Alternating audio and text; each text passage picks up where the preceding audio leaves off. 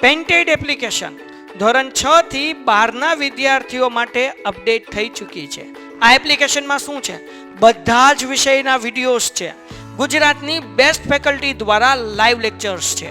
IMP પ્રશ્ન છે, test series છે અને ગુજરાતના તમામ વિદ્યાર્થીઓ સાથે તમે તમારી કમ્પેરિઝન કરી શકો છો. ગેમિફિકેશન છે અને બીજું ઘણું બધું. તો તમે એપ્લિકેશન ડાઉનલોડ ન કરી હોય તો ડિસ્ક્રિપ્શનમાં લિંક આપી છે. હમણાં જ પ્લે સ્ટોર ઉપર જાઓ અને એપ્લિકેશન ડાઉનલોડ કરો. ઘરે બેઠીને સરસ મજાનું ગુજરાતની જોરદાર ફેકલ્ટી સાથે ભણો, સારા માર્ક્સે પાસ થાઓ. ચાલો, ધોરણ 12 કોમર્સ વિષય અર્થશાસ્ત્ર ચેપ્ટર નંબર 10 ઉપર આપણે જે છે એ આગળ વધીએ છીએ. ચેપ્ટર 10 આપણું જે છે ઉદ્યોગ ક્ષેત્ર, એના વિશેની પ્રવૃત્તિ આપણે અહીંયા કરવાની છે. ટોટલ આ ચેપ્ટર કેટલા માર્કનું છે અને કયા વિભાગમાં કયો પ્રશ્ન પૂછાય છે એ બધી જ ચર્ચા ઓલરેડી આપણે પાછલા લેક્ચરમાં કરી ગયા છીએ. આપણે સાહેબને કીધેલું છે, બધી જ પીડીએફ આપણે અબ્બાસ સાહેબને મોકલી દીધેલી છે, એટલે એ મોકલી દેશે એવું એમણે કીધેલું છે. ઘણા સમય થઈ ગયો છે એટલે સાહેબને આપણે વાત કરેલી છે, તો સાહેબને આપણે ફરીવાર એકવાર કહી દઈશું, જો કદાચ હજી ન મોકલી તો મોકલી દેશે. ઉદ્યોગ ક્ષેત્ર વિશેની ચર્ચા આપણે આજે કરવાની છે. ઉદ્યોગ ક્ષેત્ર એટલે શું એના વિશેની આપણે વાત કરશું. તો આપણને ખબર છે કે અર્થતંત્રમાં ટોટલ 3 ક્ષેત્ર છે. એક ક્ષેત્ર છે ઉદ્યોગ ક્ષેત્ર, એક છે સેવા અને એક જે છે એ ખેતી ક્ષેત્ર છે. એમાંથી ખેતી ક્ષેત્ર વિશે ઓલરેડી આપણે પાછલા લેક્ચરમાં ચર્ચા કરી ગયા છે. આજના લેક્ચરમાં આપણે એટલે કે અડધી કલાક માટે આપણે આજે જે છે ઉદ્યોગ ક્ષેત્રમાં મહત્વની બાબતો જે છે એની ચર્ચા કરશું. કારણ કે ઘણા લોકોને એવો બાબત હતી કે અમારે 10મું ચેપ્ટર પણ પૂછાવાનું છે, તો એ અંતર્ગત આપણે આમ 6 લેક્ચરની 7 ચેપ્ટરની તૈયારીમાં હતા, પણ ઘણાનું ઉદ્યોગ ક્ષેત્ર વિશેનું કેવું હતું એટલે આપણે સ્પેશિયલી અડધી કલાકના ઉદ્યોગ ક્ષેત્રના અત્યારે ચર્ચાઓ કરતા રહીશું. ઘણાને 1 થી 10 ચેપ્ટર આજ પરીક્ષામાં એબીસીમાં પૂછવાના છે, તો આપણે ઉદ્યોગ ક્ષેત્રની ચર્ચા કરીશું. તો ઉદ્યોગ ક્ષેત્ર કોને કહેવાય? ઉદ્યોગ ક્ષેત્ર શું? ઉદ્યોગ ક્ષેત્રનો ફાળો છે, શા માટે વિકસિત અને વિકસતા અર્થતંત્ર તરીકે ભારતમાં ઉદ્યોગિક ક્ષેત્રની જરૂરિયાત છે, એ બધાની ચર્ચા આપણે અહીંયા કરવાની છે. પ્રસ્તાવનાથી વાત કરીએ તો હમણાં આપણે આગળ વાત કરીએ એમ કે દરેક અર્થતંત્રમાં, દરેક દેશના અર્થતંત્રમાં ટોટલ 3 જે છે એ ક્ષેત્રો મહત્વના છે: ઉદ્યોગ ક્ષેત્ર, ખેતી ક્ષેત્ર અને સેવા ક્ષેત્ર. એમાં પણ જો વાત ભારત જેવા વિકસતા અર્થતંત્રની કરીએ તો ભારતમાં હવે ધીરે ધીરે આપણે અગાઉના ચેપ્ટરમાં જોયું તેમ ઉદ્યોગ ક્ષેત્રનો ફાળો ધીરે ધીરે કેવો થાય છે, તો કે વધતો જાય છે. ખેતી ક્ષેત્ર જે અગાઉ અત્યાર સુધી મહત્વનો ફાળો ધરાવતો હતો, એ પછી રોજગારીની દ્રષ્ટિએ હોય કે રાષ્ટ્રીય આવકની દ્રષ્ટિએ હોય, ધીરે ધીરે જેમ જેમ વિશ્વમાં નવીનતા આવે છે, સાથે સાથે જે આપણા દેશનો પણ ધીરે ધીરે વિકાસ થાય છે, તેમ આ ઇન્ડસ્ટ્રી સેક્ટર એટલે કે ઉદ્યોગ ક્ષેત્રનો આપણે જે છે એ શું કરીએ છીએ, તો કે વિકાસ કરીએ છીએ. આમાંથી ઔદ્યોગિક અર્થતંત્ર અત્યંત મહત્વપૂર્ણ છે. વિકસિત દેશોનો અભ્યાસ કરતા માલુમ પડે છે કે મોટાભાગના વિકસિત દેશો કેવા છે, તો કે ઔદ્યોગિક દેશ. એવું માનવામાં આવે છે કે જો દેશને વિકાસ કરવો હોય, જો દેશને સરળતાથી આગળ વધવું હોય, તો એકમાત્ર વિકલ્પ કોણ છે, તો કે ઉદ્યોગો છે.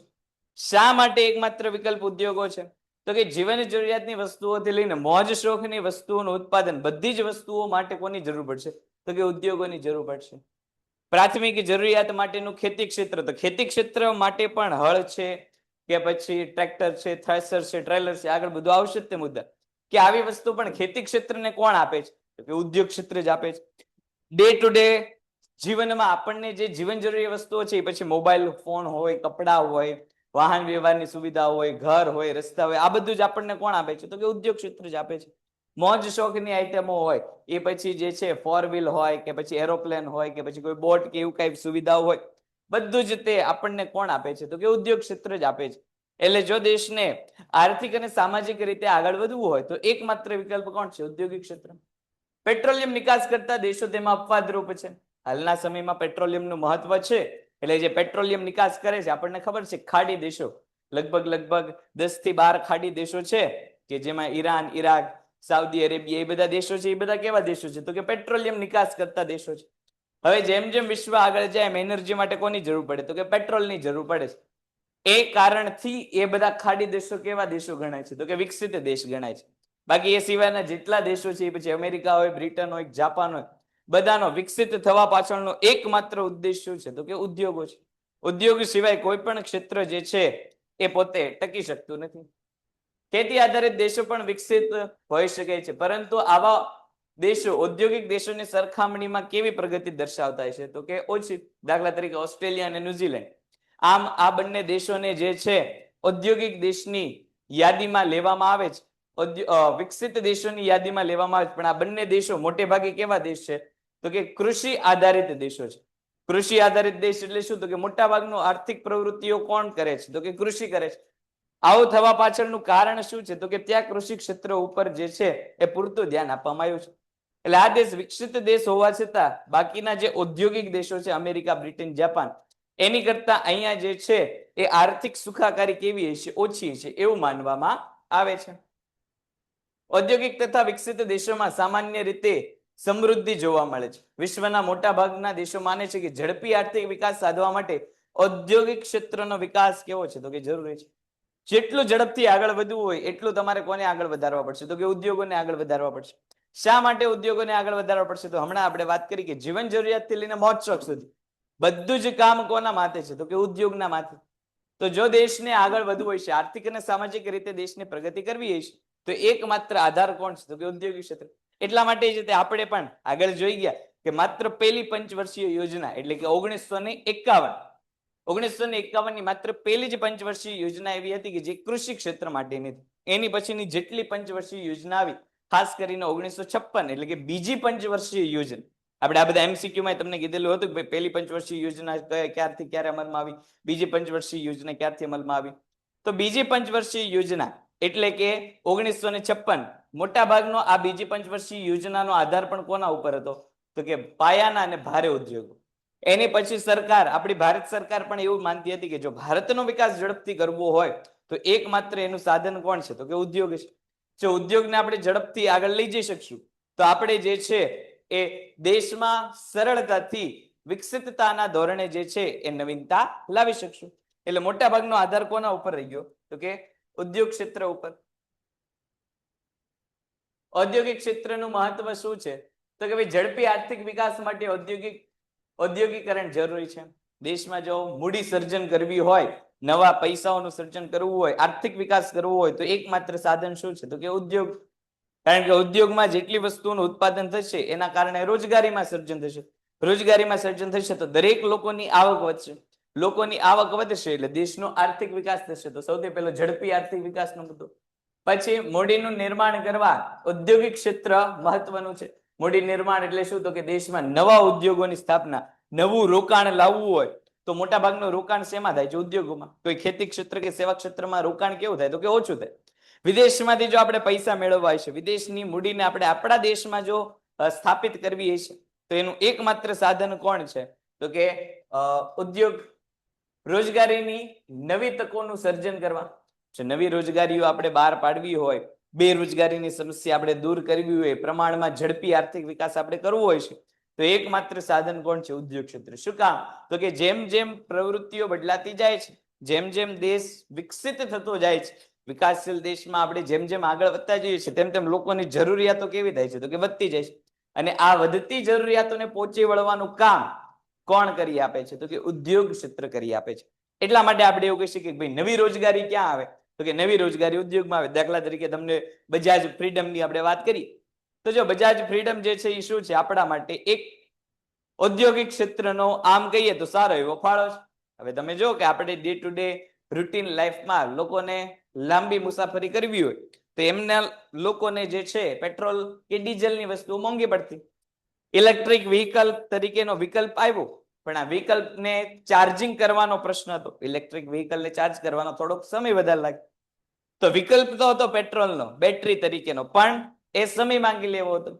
લોકોને ઝડપી એક જગ્યાએથી બીજી જગ્યાએ જવું હતું, ઓછા ખર્ચે જવું હતું, પાછો સમય નતો બગાડવો. તો ઉદ્યોગ ક્ષેત્રની મદદથી શું આવ્યું? તો કે ભાઈ બજાજ ફ્રીડમ જેવું CNG સ્કૂટર આવી ગઈ. એના કારણે થશે શું?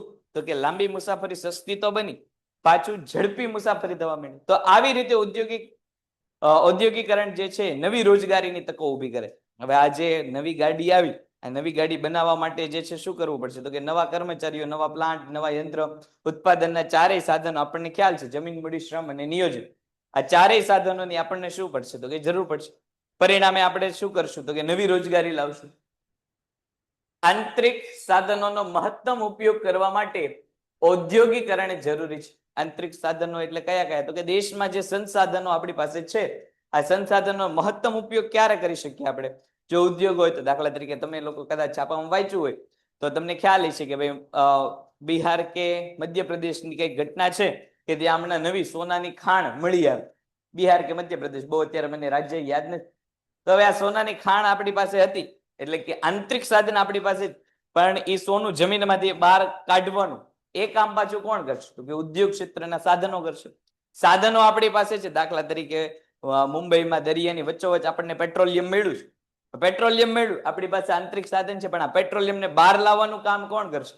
ઔદ્યોગિક સાધનો કરશે. એનો અર્થ એ કે કુદરતે આપેલી વસ્તુનો ઉપયોગ કરવા આપણે કોની મદદ લેવી પડશે? ઉદ્યોગ ક્ષેત્રની મદદ લેવી પડશે. લોકોની આવકમાં વધારો અને જીવન ધોરણમાં સુધારો લાવવા માટે ઉદ્યોગ કેવું છે? તો કે અગત્યનું સ્થાન ધરાવે છે.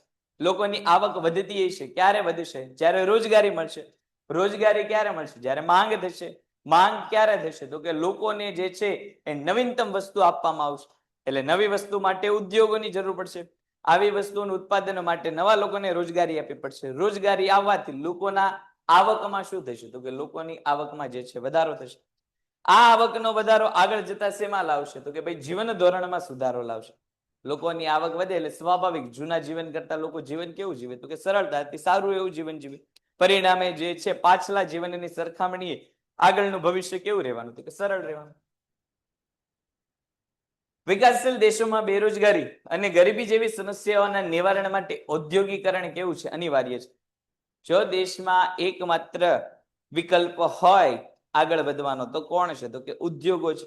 શું કામ? તો કે દેશમાં વધતી બેરોજગારી અને વધતી ગરીબી બંને કોનાથી ઘટશે? તો કે ઉદ્યોગોથી ઘટશે. હવે મોટા ભાગના લોકો કૃષિ ક્ષેત્ર ઉપર આધાર તો રાખે છે, પણ કૃષિ ક્ષેત્રમાં શું છે? તો કે કૃષિ ક્ષેત્રમાં પ્રમાણમાં બેરોજગારીનું પ્રમાણ વધારે છે. આપણે બેરોજગારીના ચેપ્ટરમાં જોયું કે મોટે ભાગે કૃષિ ક્ષેત્રમાં રોજગારી કેવી છે? તો કે માળખાગત રોજગારી, ચક્રીય, અને આમ જોઈએ તો સિઝનલ બિઝનેસ મોટા ભાગનો ખેતી ક્ષેત્રમાં છે. વરસાદ આવે તો કૃષિ ક્ષેત્રમાં રોજગારી મળે. વરસાદ સિવાયના સમયમાં કૃષિ ક્ષેત્રમાં રોજગારી મળતી નથી. પરિણામે શું થાય? તો કે પરિણામે એવું થાય કે બાકીના સમયમાં લોકો બેરોજગાર રહી જાય. પણ અહીંયા ઉદ્યોગોમાં એવું છે? તો ઉદ્યોગોમાં એવું નથી. ઉદ્યોગો 12 માસ અને 24 કલાક અને 7 દિવસ ચાલનારા ઉદ્યોગો છે. એટલે જે કૃષિ ક્ષેત્ર આપણને સિઝનલ રોજગારી આપતું હતું, માત્ર ચોમાસામાં જ આપણે કૃષિમાંથી રોજગારી મેળવી શકતા હતા, બાકીના દિવસોમાં બેરોજગારી અને ગરીબી જોવા મળતી હતી. પણ હવે એવું થશે નહીં. શા કારણે એવું નહીં થાય? તો કે 24 કલાક માટેના ઉદ્યોગો આપણી માટે છે. એટલે જો દેશમાં બેરોજગારી અને ગરીબી ઘટાડવી હોય તો એનો આધાર કોના ઉપર છે? તો એનો આધાર જે છે એ ઔદ્યોગિકરણ ઉપર છે. ઔદ્યોગિકરણ માત્ર આર્થિક વિકાસ પૂરતું જ નહીં, પણ સામાજિક સ્થિરતા અને રાજકીય સ્થિરતા માટે પણ મહત્વનું છે. સામાજિક સ્થિરતા માટે ઉદ્યોગો કઈ રીતે ફાયદાકારક? તો જો કોઈ પણ સમાજ જે છે, અને સાથે સાથે રાજકીય સ્થિરતા પણ સમજી લી કે કોઈ પણ સમાજ કે દેશ ક્યાં સુધી સ્થિરતાની સ્થિતિમાં ચાલે. સ્થિરતાની સ્થિતિમાં એટલે શું? તો કે સરળતાથી આગળ વધવાની પરિસ્થિતિ. સમાજ અને દેશનો વિકાસ ક્યારે થાય? જ્યારે સમાજ અને દેશ પાસે શું હોય? તો કે પૈસા. સમાજ અને દેશ પાસે પૈસા ક્યારે આવશે? તો કે જ્યારે રોજગારી હોય છે ત્યારે. આ રોજગારી આપવાનું કામ કોણ કરે છે? તો કે ઉદ્યોગ. પરિણામે શું થશે? તો કે દેશમાં જે છે નવીનતમ પ્રકારની આવકનું સર્જન થશે. સમાજ જે ધીરે ધીરે સારા એવા જીવન ધોરણ તરફ આગળ વધશે.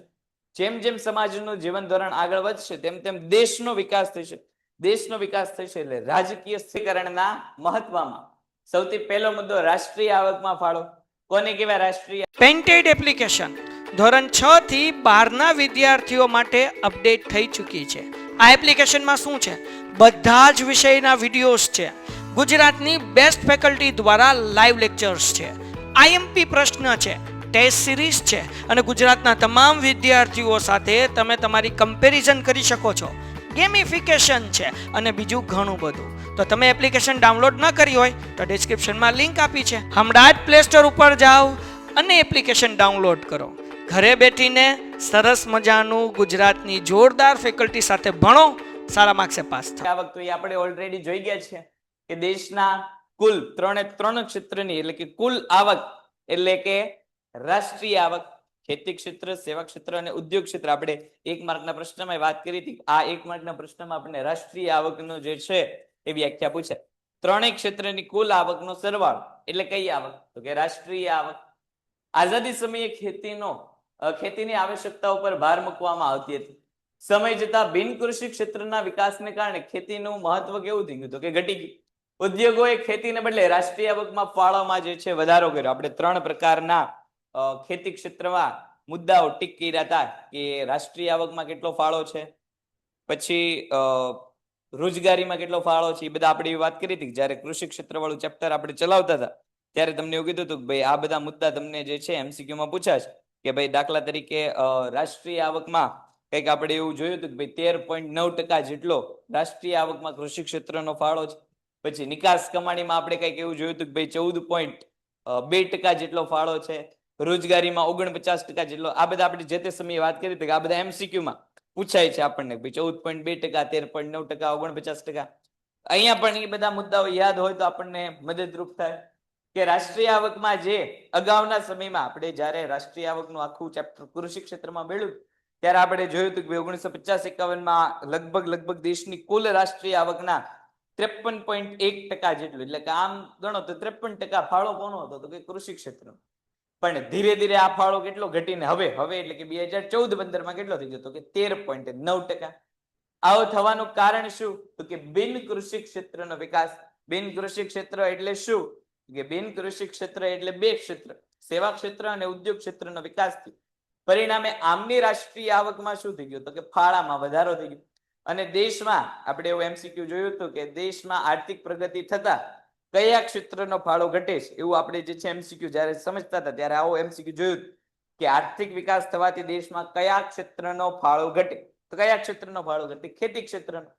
તો સમયની સાથે સાથે જે ખેતી પહેલા આપણા માટે મહત્વની હતી કે મોટા ભાગની વસ્તી ક્યાં વસતી હતી? તો કે કૃષિ ક્ષેત્રમાં વસતી હતી, ગામડામાં વસતી હતી. એની પણ ટકાવારી આપણે જે તે સમયે તમને એવું કીધેલું હતું કે એ પણ 59% વસ્તી જે છે 59.5% વસ્તી એટલે કે 69.5% એટલે કે લગભગ 70% વસ્તી એ આપણને MCQ માં પૂછાય કે ભાઈ કેટલી વસ્તી ગ્રામીણ ક્ષેત્રમાં રહે છે? તો 69.5% વસ્તી રહે છે.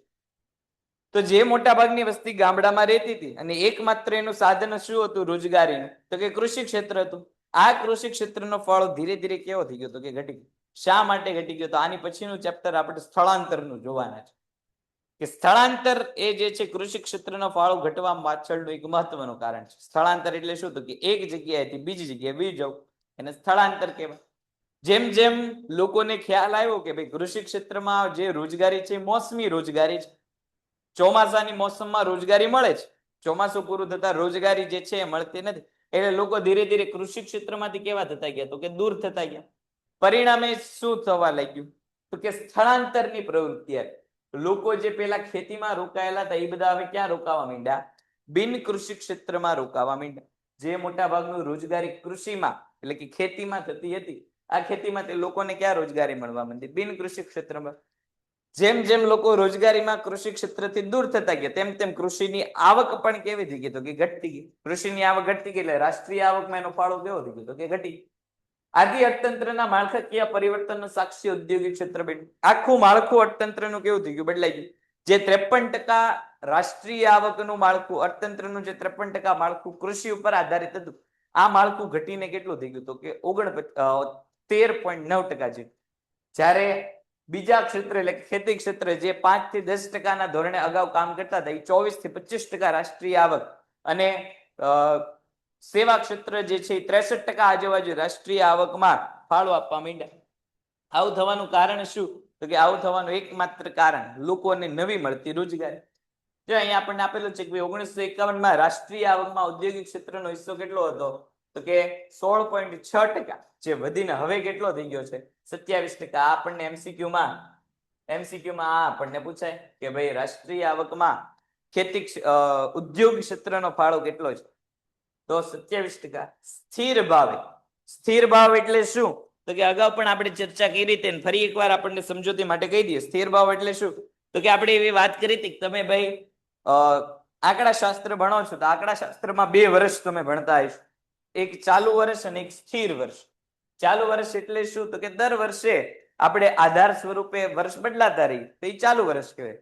પણ દર વર્ષે આધાર વર્ષ કેવું રહે? તો કે એક જ રહે, એને આપણે કેવું કહીશું? તો કે સ્થિર વર્ષ કહીએ. તો અહીંયા સ્થિર ભાવો એટલે શું? તો કે એ જે વર્ષ આપણે નક્કી કરેલું સ્થિર વર્ષ, એના ભાવો જે ગણતરી થાય એને આપણે સ્થિર ભાવ કહીએ છીએ. દાખલા તરીકે આપણે રાષ્ટ્રીય આવક ગણવા માટે 2010 ઉદાહરણ તરીકે માનીએ છીએ કે ભાઈ 2010 ના ભાવને આપણે સ્થિર ભાવ તરીકે માનીએ. તો 2010 માં જે વસ્તુની જેટલી કિંમતો હોય એ કિંમતોના આધારે હવે અત્યારની વસ્તુઓની જે છે એ માંગ અને પુરવઠાની પરિસ્થિતિ આપણે જોવાની. દાખલા તરીકે ઘઉંની વાત કરી કે ભાઈ 2010 માં 1 કિલો ઘઉંનો ભાવ દાખલા તરીકે 50 રૂપિયા હતો. હવે સ્વાભાવિક છે કે દેશમાં અને દુનિયામાં જેમ જેમ સમય પસાર થતો જેમ વસ્તુઓ કેવી થતી જાય તો કે મોંઘી. દાખલા તરીકે 2010 માં 50 રૂપિયા 1 કિલો ઘઉં મળતા હતા, સ્વાભાવિક છે અત્યારે 50 રૂપિયા કિલો ઘઉં ન મળતા. દાખલા તરીકે અત્યારે 80 રૂપિયા મળે છે. પણ આપણે જ્યારે રાષ્ટ્રીય આવકની ગણતરી કરતા હોઈએ ત્યારે આપણે રાષ્ટ્રીય આવકની ગણતરી માટે કયો ભાવ ધ્યાનમાં લેવાનો? તો કે 50 રૂપિયાનો ભાવ ધ્યાનમાં લેવાનો. એના આધારે આપણને ખબર પડશે કે ભાઈ દેશમાં પ્રગતિ થઈ છે કે ઘટ્યું છે, દેશમાં ઘઉંનું ઉત્પાદન વધ્યું છે, ઘટ્યું છે, માંગ વધી છે, ઘટી છે. એક ભાવ આપણે નક્કી કરી એના આધારે આપણને ખબર પડશે કે દાખલા તરીકે 2010 માં ઘઉંની માંગ જે છે એ 500 કિલોની હતી, હવે એ જ તે માંગ કેટલી થઈ ગઈ? તો કે 600 કિલો. તો આ વસ્તુ શું દર્શાવશે? તો કે દેશની આર્થિક પ્રગતિ દર્શાવશે. એની માટે આપણે ભાવ કેવો લઈશું? તો કે સ્થિર ભાવ, નક્કી કરેલા વર્ષનો ભાવ. આવી રીતે બધા જ ભાવો એક જ વર્ષના, જે વર્ષ આધાર વર્ષ તરીકે નક્કી કર્યું હોય એ એક જ વર્ષના ભાવ જે છે એ બધા અહીંયા આપણે નક્કી કરવાના. આથી સાબિત થાય છે કે રાષ્ટ્રીય આવકમાં ઔદ્યોગિક ક્ષેત્રનો ફાળો કેવો રહ્યો છે? તો કે મહત્વપૂર્ણ રહ્યો છે. જેમ જેમ રોજગારી નવી આવતી ગઈ, જેમ જેમ વસ્તુઓ નવી આવતી ગઈ તેમ તેમ ઉદ્યોગનું મહત્વ કેવું થવા માંડ્યું? તો કે વધવા લઈ. હાલની તારીખે પણ ઉદ્યોગ ક્ષેત્ર કેવું છે? તો કે મહત્વનું. દાખલા તરીકે તમે હમણાં ન્યૂઝમાં ઝોહો કંપનીનું જોતા જશો. આ શું છે? ઔદ્યોગિક એકમનો જે ભાગ છે. તમે બધા ન્યૂઝમાં કે સોશિયલ મીડિયા ઉપર ઝોહો કંપનીનું જે છે એ વસ્તુ જોઈએ જઈશે કે ભાઈ એ પોતે માઇક્રોસોફ્ટ અને વોટ્સઅપ ને એ બધા રિપ્લેસ કરવા માટે દેશી કંપની આવી. તો જો જે ઉદ્યોગ ક્ષેત્ર આપણે પેલા બીજા ઉપર આધાર રાખવો પડતો હતો, આપણે ભાઈ દાખલા તરીકે વર્ડ હોય, એક્સેલ હોય કે આ અત્યારે આપણે જે ઓનલાઈન માધ્યમમાં ભણીએ છીએ આ બધી જ વસ્તુઓ કેવી છે? તો કે વિદેશી વસ્તુઓ છે. પણ ધીરે ધીરે આ બધું જ તે આપણા દેશમાં પણ એટલે કે આપણી દેશી કંપનીઓ પણ આવી વસ્તુ લાવે છે. નવીનતામાં આપણે આગળ વધીએ છીએ. દાખલા તરીકે તમને ખ્યાલ જ છે કે ભાઈ ભારત અને અમેરિકાના અત્યારે સંબંધ સારા છે નહીં. મોટા ભાગના જેટલા ટેકનોલોજીને લગતા ઉદ્યોગો છે એની માલિકી કોની પાસે છે? તો કે અમેરિકા પાસે. હવે અમેરિકાનું ખાતું કઈ આપણે નક્કી કહીએ કે એવું છે ને, જરાક સંબંધોમાં કંઈક ફેરફાર થાય એટલે અમેરિકા તરત શું કરી દે? તો કે એના કંપનીઓની સ્વિચ બંધ કરી દે. વચમાં એવું થયું હતું માઇક્રોસોફ્ટ ઘણી કંપનીઓ દાખલા તરીકે નાયરા એનર્જી છે, તમે લોકો છાપામાં જોયું હોય છે કે નાયરા એનર્જી પ્રતિબંધિત રશિયન ઓઇલ લેતું હતું, પરિણામે માઇક્રોસોફ્ટની સુવિધા એ કંપનીને ન આપી. હવે જો એક કંપનીએ પોતાની માઇક્રોસોફ્ટની સુવિધા, હવે આપણને તો માઇક્રોસોફ્ટનું કામ અત્યારે ઓછું છે પણ ઉદ્યોગોમાં માઇક્રોસોફ્ટનું જરૂરિયાત બહુ વધારે. હવે એની સુવિધા જો જે તે ઔદ્યોગિક એકમને ન મળે તો એનું કામ કેવું થઈ જાય? તો કે ઘટી જાય. તો આવું ન થાય એટલા માટે શું કરવાનું? તો કે આવું ન થાય એટલા માટે જે છે એ પોતાની વસ્તુ આપણે વાપરી, આપણે વિદેશ ઉપર આધાર રાખવાની કાંઈ જરૂર છે નહીં. આપણા જ દેશના ઉદ્યોગો શું કરશે? તો કે આપણા જ દેશના ઉદ્યોગો નવીનતા લાવવાનું કામ કરશે. તો આવી રીતે આપણે શું કરશું? તો કે ઉદ્યોગ ક્ષેત્ર નવીનતા સાથે અને દેશના આર્થિક વિકાસમાં પોતાની ભાગીદારી આપશે. પરિણામે જે આપણે વિદેશમાં આધાર રાખવો પડતો હતો, ટેકનોલોજી માટે આપણે બીજા દેશ પાસે મદદ માંગવા જવી પડતી હતી, હવે આપણે એની કાંઈ જરૂર નથી. શું કામ જરૂર નથી? તો કે આપણા દેશ પાસે પોતાના ઉદ્યોગો છે એટલા માટે. પછીનો મુદ્દો છે રોજગારી. આ મુદ્દાએથી જે છે હવે આપણે નેક્સ્ટ લેક્ચરમાં આગળ વધીશું. અહીંયા સુધીમાં હવે કઈ પ્રશ્ન હોય કે પછી આગળના ચેપ્ટરમાં કોઈ પરીક્ષા લક્ષી પ્રશ્ન હોય તો તમે જણાવી શકો છો. છેલ્લે આપણી પાસે 2-4 મિનિટ છે તો નવો મુદ્દો શરૂ કરવાને બદલે પહેલા તમને જો કઈ પ્રશ્ન હોય આપણે પ્રશ્નનું નિરાકરણ લાવીએ. PDF બધી જ તે મોકલાઈ ગઈ છે સાહેબને. હમણાં પાછું એકવાર કહી દઈએ છીએ. સેમ્પલ પેપર પણ મેં ઇકોનોમિક્સ નો સાહેબને મોકલેલો છે, એટલે એ તમને મોકલી દેશે કે કેવા પ્રકારનું. એટલે મેં તો 1 થી લઈને 7 ચેપ્ટર સુધીના 6 ચેપ્ટર સુધીના સેમ્પલ પેપર બનાવેલા કે પરીક્ષા લક્ષી કેવા પેપરો છે, તો એના આધારે તમે સેમ્પલ પેપરથી પણ તમારું મૂલ્યાંકન કરી શકશો. હમણાં આપણે કહીશું એટલે મોકલી દેશે. એની સિવાયના કઈ પ્રશ્નો હોય તો તમે પૂછો. ઓકે, ચાલ. તો બાકીની પ્રવૃત્તિ માટે આપણે આવતીકાલે પાછા ભેગા થઈએ. જો આવતીકાલ માટે આ જ ચેપ્ટર, વિચાર એવો જ છે કે આ જ ચેપ્ટર આપણે આગળ ચલાવવું છે, પણ તમારે કઈ બીજી કઈ ઈચ્છા હોય તો તમે કહી શકો છો કે ભાઈ ફિલહાલ 10મા ચેપ્ટરને બદલે આપણે કંઈક બીજું કે આગળના ચેપ્ટરમાંથી કઈ ન સમજાણું એવું કદાચ રિપીટેશન. હજી આપણે બોર્ડની પરીક્ષા પહેલા તો બધું જ આખો સિલેબસ પૂરો, 10મું ચેપ્ટર ઓલરેડી આપણે છીએ, ટોટલ 12 ચેપ્ટર છે, એટલે આખો સિલેબસ નું રિવિઝન તો થશે જ તે. પણ આ પરીક્ષા માટે તમારે કઈ જો સ્પેસિફિક કોઈ મુદ્દા ન સમજાતો હોય કે એવું હોય તો તમે તમારે ચોક્કસ જે છે એ તમારું ગ્રુપ જે છે એમાં મેસેજ કરી દેજો, અથવા તો સાહેબને આપણે કહી દેજો, એટલે આપણે જે છે એવી પ્રવૃત્તિઓ કાલે કરશું. બરોબર? બાકીની પ્રવૃત્તિ માટે આપણે કાલે પાછા ભેગા થઈએ. ત્યાં સુધી જય હિન્દ, જય ભારત. Painted Painless Learning.